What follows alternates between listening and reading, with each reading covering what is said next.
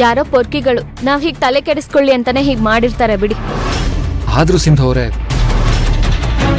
ಇಂಥವ್ರನ್ನೆಲ್ಲ ತಲೆಲಿ ಇಟ್ಕೊಳ್ಳೋದೇ ತಪ್ಪು ವಿರಾಟ್. ಹೌದು ಸಿಂಧು ಅವರೇ, ನೀವು ಹೇಳ್ದಾಗೆ ಯಾವುದೋ ರಾಂಗ್ ನಂಬರೇ ಇರ್ಬೋದು.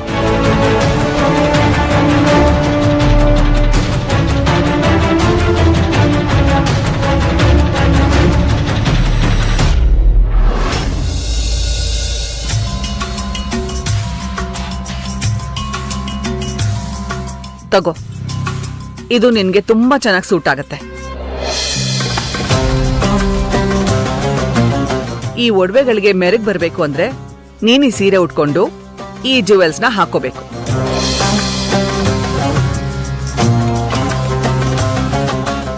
ತಗೋ, ಇವೆರಡು ನಾನು ಇಷ್ಟಪಟ್ಟಿದ್ದು ನಿನಗೆ. ಈ ವಸುಂಧರ ಏನ್ ಮಾಡ್ತಾ ಇದ್ದಾಳೆ ಅನ್ನೋದು ಅರ್ಥ ಆಗ್ತಾ ಇಲ್ವಲ್ಲ.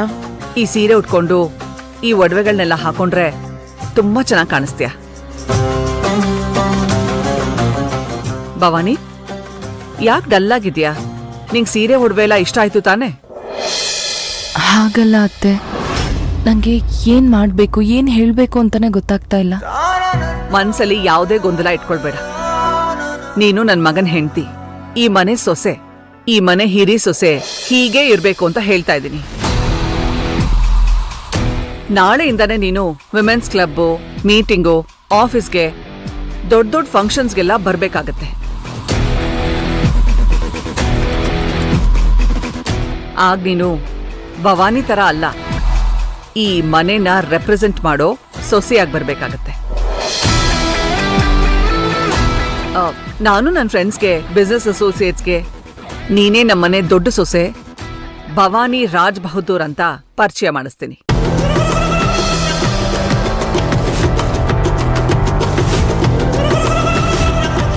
ಅತ್ತೆ, ಈ ಮನೆ ಸೊಸೆ ಅನ್ನೋ ದೊಡ್ಡ ಸ್ಥಾನನೇ ನನಗೆ ಸಿಕ್ಕಿರ್ಬೇಕಾದ್ರೆ ಇದೆಲ್ಲ ಯಾಕತ್ತೆ? ಯಾಕೆ ಅಂದ್ರೆ ಇದೆಲ್ಲ ನಿನಗೆ ಸೇರ್ಬೇಕಾಗಿರೋದು, ಅದಕ್ಕೆ. ಸರಿ ಅತ್ತೆ, ನೀವು ಪ್ರೀತಿಯಿಂದ ಕೊಡ್ತಾರೋ ಇಷ್ಟೊಂದು ದೊಡ್ಡ ಜವಾಬ್ದಾರಿನ ನಾನು ನನ್ನ ಜೀವದ ತರ ಕಾಪಾಡ್ಕೋತೀನಿ, ಜೋಪಾನ ಮಾಡ್ತೀನಿ. ಆ ನಂಬಿಕೆ ನನಗಿದೆ. Welcome to Vasundhara Raj Bahadur association. Thanks ಅತ್ತೆ.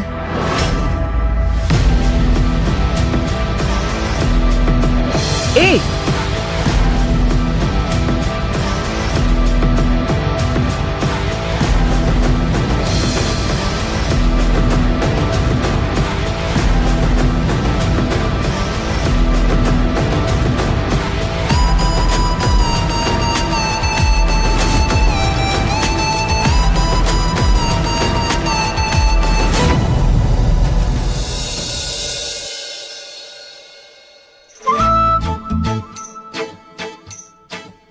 ಇದೆಲ್ಲ ನೆನಪಿದ್ಯಾ? Of course yes. ರ್ಯಾಂಕ್ ಸ್ಟೂಡೆಂಟ್ ಅಂದ್ರೆ ಸುಮ್ಮನೆ ಏನೋ? ಅದು ನಿಜಾನು. ಅಲ್ಲ, ನಮ್ ಸಾಹೇಬ್ರಿಗೆ ಯಾರು ಗರ್ಲ್ ಫ್ರೆಂಡ್ಸ್ ಇರ್ಲಿಲ್ವಾ? ಏ ಯಾರು? ಇವನಿಗ? ಯಾಕಿರ್ಲಿಲ್ಲ? ಏ ಸುಮ್ನಿರೋ. ಏ ನೀವ್ ಹೇಳಿ ಶರತ್ ಅವ್ರೆ, ಇವ್ರು ಯಾರನ್ನಾದ್ರೂ ಲವ್ ಮಾಡ್ತಿದ್ರಾ? ನಾನಾ? ನೀವೇ.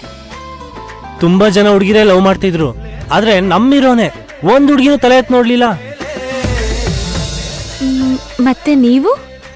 ನಾನ್ ಗೊತ್ತಲ್ಲ, ನಿನಗೋಸ್ಕರ ಅಂತಾನೆ ಕಾಯ್ತಾ ಇದ್ದೆ. ಛೇ, ಹಾಗಾದ್ರೆ ನಿಮ್ ಕಾಲೇಜ್ ಡೇಸ್ ಎಷ್ಟು ಬೋರ್ ಅನ್ಸುತ್ತೆ. ಸ್ಟೂಡೆಂಟ್ ಲೈಫ್ ನ ಕರೆಕ್ಟ್ ಆಗಿ ಎಂಜಾಯ್ ಮಾಡಿಲ್ಲ ನೀವು. ನೀವ್ ಯಾರನ್ನಾದ್ರೂ ಲವ್ ಮಾಡಿದ್ರಾ? ನಾನಾ? ಇಲ್ಲಪ್ಪ, ಲವ್ ಅಂತ ಪ್ರಪೋಸ್ ಮಾಡಿದವ್ರ ಮುಖನ ಪಂಚರ್ ಮಾಡ್ತಿದ್ದೆ ಅಷ್ಟೇ.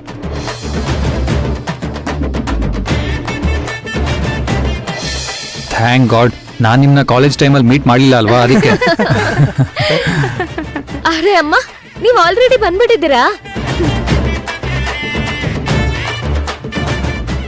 ನಿಮ್ಮನ್ನೇ ಕಾಯ್ತಾ ಇದ್ದೆ. ಇದೇ ನಮ್ ಪ್ರಪಂಚ. ಹೇಗಿದೆ? ಸ್ವರ್ಗ ಇದಾಗಿದೆ. ನಿಜವಾಗ್ಲೂ ನೀವೆಲ್ಲ ತುಂಬಾ ಪುಣ್ಯ ಮಾಡಿದೀರಾ. ಹೌದು, ಇಲ್ಲಿರೋದು ಬರೀ ಗಿಡ ಮರಗಳಲ್ಲ, ನಮ್ಮನ್ ಸಾಕ್ತಾ ಇರೋ ಜೀವಗಳು. ನಾವು ಈ ಮಣ್ಣಿಗೆ ಒಂದು ಹನಿ ಬೆವರು ಹಾಕಿದ್ರೂನು ನಮಗದು 1000 ಪಟ್ಟು ಅಕ್ರೆ ಕೊಡುತ್ತೆ.